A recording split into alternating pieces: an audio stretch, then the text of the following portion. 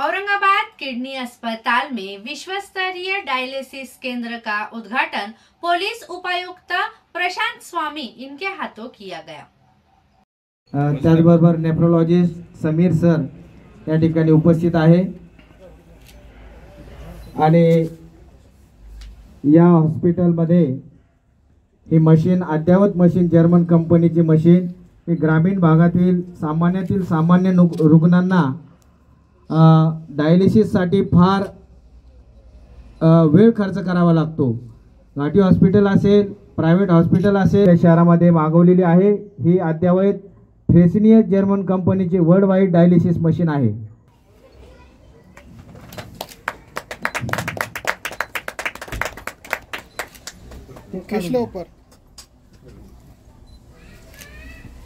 धन्यवाद।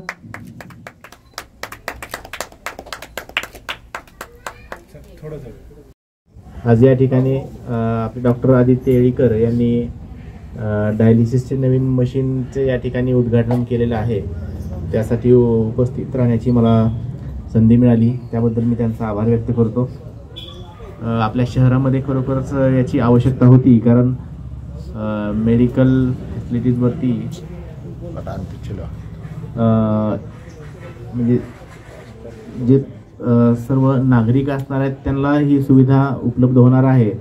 आत्ताच्या ज्या उपलब्ध फॅसिलिटीज आहेत त्याच्यामध्ये वाढ याच्यामुळे होणार आहे। म्हणजे या प्रसंगी मी एक अपेक्षा व्यक्त करतो की सर्व सामान्य व्यक्तींनाही याचा अतिशय चांगल्या प्रकारे लाभ व्हावा। त्याप्रमाणे सर्वांना ते उपलब्ध करून देत आहेत। मी खरोखरच त्यांचं मनापासून कौतुक करतो आणि या प्रसंगी आपल्या शहरवासियांना तसेच या जिल्ह्यातील सर्व व्यक्तींना नागरिकांना त्यांच्या वतीने चांगली वैद्यकीय सुविधा या ठिकाणी प्राप्त होते। त्यामुळं मी परत त्यांचा आभार व्यक्त करतो। त्यांना अशाच उत्तरोत्तर प्रगती होत राहो यासाठी मी शुभेच्छा देतो। धन्यवाद। थोड़ा सा इधर आ जाओ। जैसे अभी ऑलरेडी मशीन के बारे में मशीन बद्दल बरंचसं सांगितलं आहे ऑलरेडी। त्यामुळे ही ॲक्च्युली डायलिसिस मशीन असते। ही स्क्रीनवर म्हणजे ॲडव्हान्स मशीन आहे, ज्याच्यावर स्क्रीनवर सगळी त्याची माहिती मिळते आपल्याला। पेशंटचे डायलिसिस सुरू असताना त्याचे सगळे पॅरामीटर्स आणि किती तास डायलिसिस सुरू आहे, झालं किती तास आणि पुढे किती बाकी आहेत। हे पंप असतात ज्याच्यामधून ब्लड फ्लो होत असतो। तर ही मशीन फ्रेसिनियसची 4008S अशी मशीन आहे आणि ज्याच्यावर रुटीनली डायलिसिस होतात। किती डायलिसिस होऊ शकतं डेली? मशीनवर तसं एक डायलिसिसला साधारण 4 तास लागतात। तर मशीन आपण किती तास वापरतो त्यानुसार, पण साधारण 3 ते 4 तास एका मशीनवर 3 ते 4 डायलिसिस होऊ शकतात। आणि आपल्याकडे तशी इथे हॉस्पिटलमध्ये 3 मशीनची फॅसिलिटी आहे। शहरामध्ये जे मशीन आहेत त्या मशीनमध्ये नाही, या मशीनमधून काय फरक आहे? नाही, आता तसं नाही म्हणता येणार आपल्याला। ही machine one of the advance machine आहे असं आपल्याला म्हणता येईल। नागरिकांना काय आवाहन करणार याच्या माध्यमातून? या माध्यमातून जसं स्वामी साहेबांनी सांगितलं की गरजवंतांनी या फॅसिलिटीची सुविधा घ्यावी आणि ज्यांच्याकडे आर्थिक अडचण आहे अशाही लोकांसाठी सुविधा आहे, कारण योजनेअंतर्गत मोफत डायलिसिसची पण सुविधा आहे। तर डायलिसिस विना होणारे मृत्यू टाळण्याच्या दृष्टीने समाजाने लक्ष ठेवून आणि अशा फॅसिलिटीजची सुविधा नक्कीच घ्यावी। आणि या फॅसिलिटीजमध्ये एक अजून फॅसिलिटी आपल्याकडे आता ॲड झालेली आहे शहरात।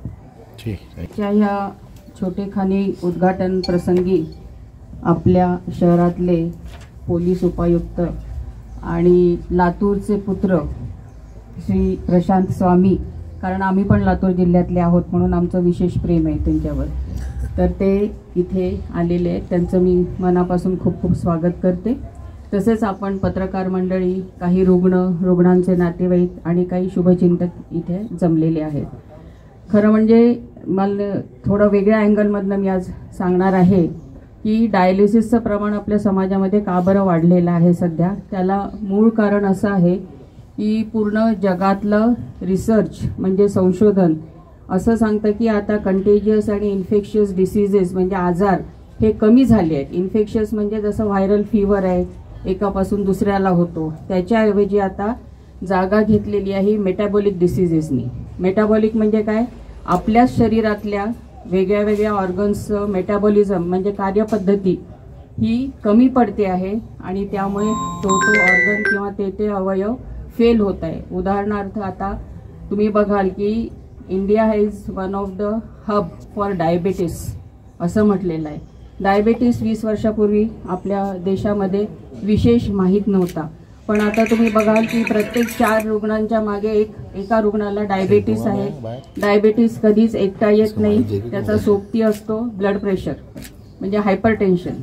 डायबिटीस आणि हायपरटेन्शन हे अतिशय वाईट कॉम्बिनेशन आहे आणि हे 2 रोग जर एखाद्या शरीरात जडले तर त्याचा परिणाम इतर ऑर्गन्सवर होतो, इतर अवयवांवर होतो आणि त्यातला पहिला आहे किडनी. आणि डायबिटीस आणि हायपरटेन्शन किंवा ब्लड प्रेशर हे 10 वर्षापेक्षा जास्त, 15 वर्षापेक्षा जास्त जुना आजार आपण ज्याला म्हणतो, हे झालं की मग किडनीवर त्याचा परिणाम दिसायला लागतो आणि हळूहळू किडनी फेल होत जाते. आता किडनी फेल होते हे आपण कसं ओळखतो की त्यांचं काही प्रमाण दिलेलं आहे. ब्लड इन्व्हेस्टिगेशन्स, रक्तामधले समजा सिरम क्रिएटिनिन असेल, ब्लड युरिया असेल, हे जर वाढले तर आपण समजतो की किडनी फेल झाली आणि हळूहळू लघवीचं प्रमाण, युरिन आउटपुट हा सुद्धा कमी व्हायला लागतो आणि मग रुग्णाच्या अंगात शक्ती राहत नाही, तो दैनंदिन त्याचं काम करू शकत नाही आणि अल्टिमेटली शेवटचा हे असतं याचं डायबिटीस आणि बीपीचं हार्टवर आणि शेवटचा हे म्हणजे आजार म्हणजे हार्ट अटॅक. आता मधल्या काळामध्ये जेव्हा ही किडनी खराब असते तेव्हा आपण बघतो की ह्या रुग्णाला एका चांगल्या डॉक्टरची, नेफ्रॉलॉजिस्ट याची गरज असते की जो ते किडनीचं पूर्ण तपासणी करून सांगू शकतो की ह्या रुग्णाला डायलिसिसची गरज आहे की ट्रान्सप्लांटची गरज आहे का नुसतं औषध गोळ्यांनी हा आजार नीट होणार आहे. आणि असं असताना जेव्हा त्याचे सगळे ब्लड इन्व्हेस्टिगेशन्समधलं क्रिएटिनिन वगैरे वाढत जातं, म्हणजे नॉर्मल 1.5 असतं तर ते 10 होतं, कधी 12 होतं, अशा रुग्णांना आपण डायलिसिसची गरज आहे असं म्हणतो. आणि डायलिसिस असं आहे की ते आठवड्यातनं 2दा कमीत कमी करावं लागतं आणि डॉक्टरांनी सांगितलं तसं एका डायलिसिसला 4 तासाचा अवधी लागतो. त्यामुळे एका मशीनवर साधारण दिवसभरात 3 ते 4 डायलिसिस मॅक्झिमम होऊ शकतात.